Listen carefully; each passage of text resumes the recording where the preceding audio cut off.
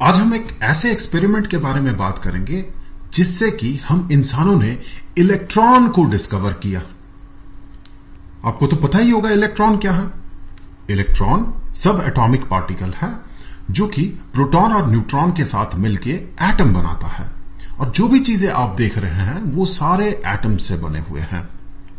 इस लिहाज से इलेक्ट्रॉन का जो डिस्कवरी है ये हमारे लिए एक बहुत बहुत बड़ा आविष्कार है, एक बहुत बड़ा स्टेप है मैनकाइंड के लिए।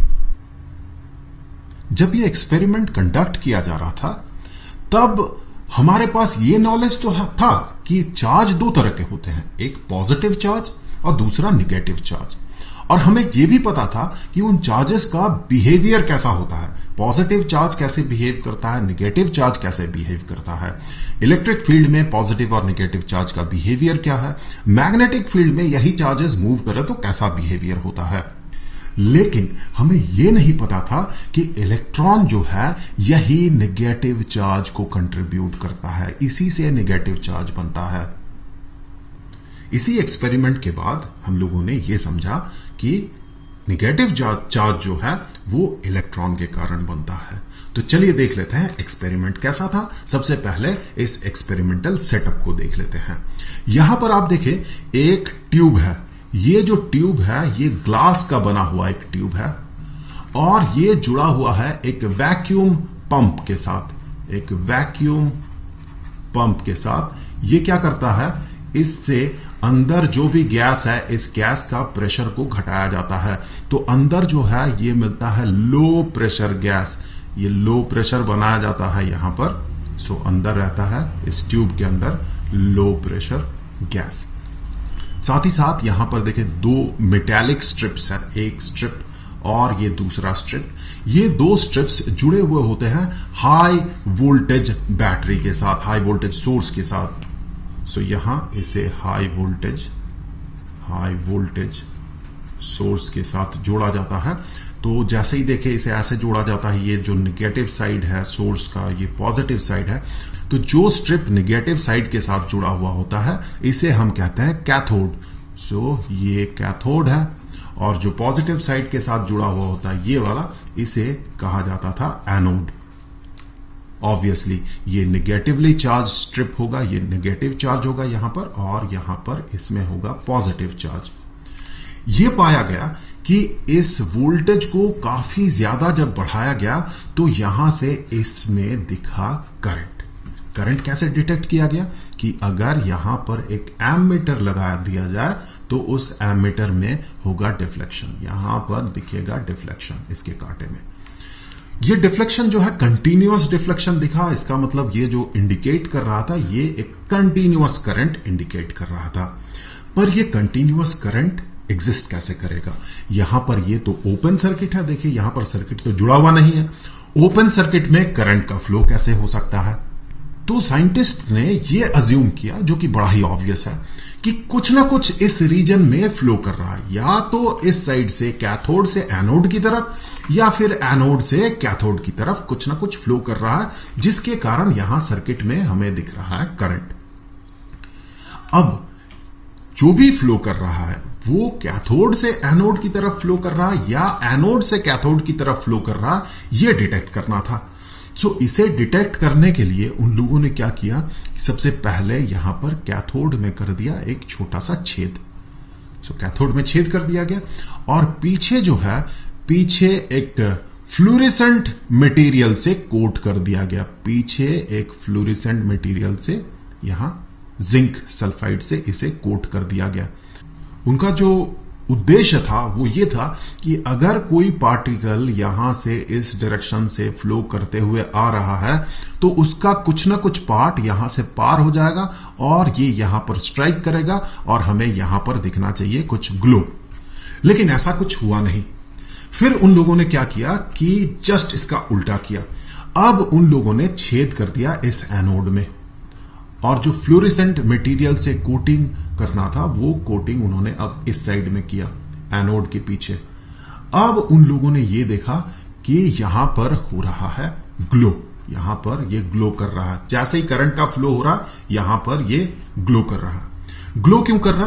क्योंकि जो पार्टिकल फ्लो कर रहा वो कैथोड से एनोड की तरफ फ्लो कर रहा है, उसका फ्लो का डायरेक्शन जो है वो इस डायरेक्शन में है। सो ऐसे पार्टिकल फ्लो कर रहा और उसका कुछ पार्ट यहां से पार हो जा रहा और इस फ्लोरेसेंट मटेरियल के साथ कोलाइड कर रहा और ये ग्लो हमें दिख रहा है।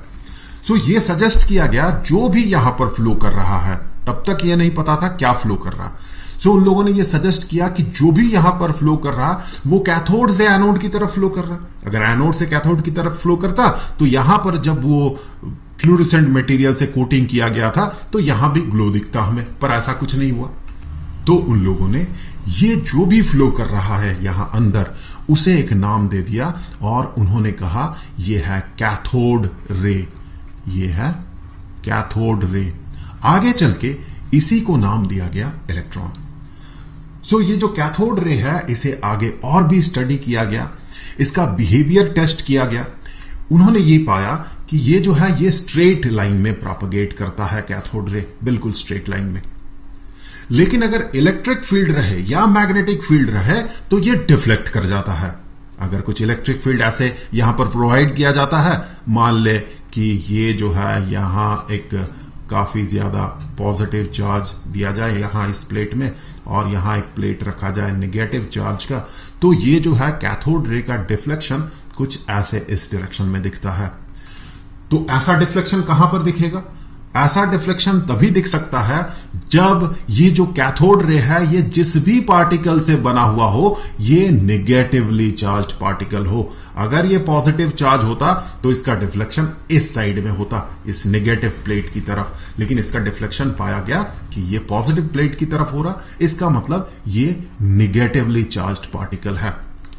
मैग्नेटिक फील्ड में भी इसका स्टडी किया गया, इसे ऑब्जर्व किया गया, वहां भी यह पाया गया कि उसका जो डिफ्लेक्शन का बिहेवियर है वो ऐसा है मानो कि वो नेगेटिवली चार्ज्ड पार्टिकल है। तो उन्होंने ये कंक्लूड किया जो कैथोड रे है ये नेगेटिव चार्ज का फ्लो है, या फिर ये कैथोड रे इटसेल्फ ये नेगेटिवली चार्ज्ड है, नेगेटिवली चार्ज्ड। आगे उन्होंने इस एक्सपेरिमेंट को और आगे बढ़ाया और उन्होंने यहां पर ये जो इलेक्ट्रोड्स थे उन इलेक्ट्रोड्स का मटेरियल को चेंज कर दिया। मटेरियल चेंज करने के बावजूद जो कैथोड रे का बिहेवियर था वो ज्यों का त्यों पाया गया। इसका मतलब ये जो कैथोड रे है जिसे कि आगे चल के हमने इलेक्ट्रॉन नाम दिया, ये जो इलेक्ट्रॉन्स है ये इलेक्ट्रॉन्स मटेरियल पे डिपेंडेंट नहीं है। मटेरियल चाहे कुछ भी हो, इलेक्ट्रॉन्स का बिहेवियर वैसा ही दिखा, कैथोड रे का बिहेवियर वैसा ही दिखा। गैस को भी चेंज किया गया अंदर के, फिर भी बिहेवियर वैसा ही रहा। तो उन्होंने जो नाम दिया आगे चल के इलेक्ट्रॉन, तो उन्होंने ये पाया कि ये जो इलेक्ट्रॉन है ये सारे एटम्स का बेसिक कंस्टिट्यूएंट है। मटेरियल चाहे कुछ भी हो, उसके एटम के अंदर जो इलेक्ट्रॉन है उस इलेक्ट्रॉन का बिहेवियर जो है वो एग्जैक्टली सेम है हर केस में। तो चलिए एक बार समराइज कर लेते हैं। हमने क्या देखा? हमने ये देखा कि कैथोड रे जो है जो पाया गया ये ऐसा पाया गया कि ये कैथोड से शुरू होता है और ये एनोड की तरफ बढ़ता है। होना ही चाहिए, कैथोड नेगेटिवली चार्ज्ड स्ट्रिप है यहां पर। सो इससे इलेक्ट्रॉन जो बाहर निकलता है ये इस पॉजिटिव चार्ज से अट्रैक्टेड होता है और ये एनोड की तरफ मूव करता है नेगेटिव चार्ज। ये पाया गया कि ये जो रेज है, जो कैथोड रे है, जो कि इलेक्ट्रॉन्स है, मूविंग इलेक्ट्रॉन, वो विजिबल नहीं है। ऑब्वियसली आप मूविंग इलेक्ट्रॉन को देख नहीं सकते हैं और इसका जो बिहेवियर है इसे ऑब्जर्व किया जा सकता है सर्टेन काइंड ऑफ मटेरियल से, जिसे कि हम फ्लोरेसेंट मटेरियल या फॉस्फोरेसेंट मटेरियल कहते हैं। जैसे कि हमने बात किया था, यहां पर यूज किया गया था जिंक सल्फाइड, यहां पर जिंक सल्फाइड यूज किया गया था जो कि एक फ्लोरेसेंट मटेरियल है और वो ग्लो करता है। सो इस तरह से जो कैथोड रे है उसका बिहेवियर को हम ऑब्जर्व कर सकते हैं। और यह भी पाया गया कि इलेक्ट्रिक या मैग्नेटिक फील्ड अगर ना हो तो ये बिल्कुल स्ट्रेट लाइन में प्रोपगेट करता है ये कैथोड रे, जिसे कि हमने इलेक्ट्रॉन नाम दिया। और इलेक्ट्रिक और मैग्नेटिक फील्ड अगर एग्जिस्ट करे इस रीजन में, अगर उसे इंट्रोड्यूस किया जाता है इलेक्ट्रिक या मैग्नेटिक फील्ड को, तो कैथोड रे का जो बिहेवियर है ये कुछ ऐसा होता है मानो कि ये निगेटिवली चार्ज पार्टिकल है। सो इससे ये सजेस्ट किया गया कि कैथोड रे जो है ये निगेटिवली चार्ज पार्टिकल है। इसे आगे चल के नाम दिया गया इलेक्ट्रॉन। और ये भी पाया गया, जो लास्ट पॉइंट है जिसके बारे में हमने एट लास्ट बात किया, कि इसका जो कैरेक्टरिस्टिक्स है कैथोड रे का, ये डिपेंड नहीं करता है किस मटेरियल से इलेक्ट्रोड बना हुआ है उससे। सो यहां से ये कंक्लूड किया गया कि इलेक्ट्रॉन्स जो है ये बेसिक कंस्टिट्यूएंट है सारे एटम्स के। सो इस तरह से हमने इलेक्ट्रॉन को कर दिया डिस्कवर।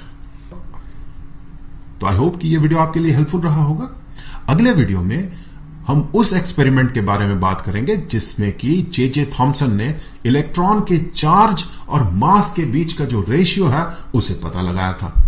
तो बने रहिए हमारे साथ।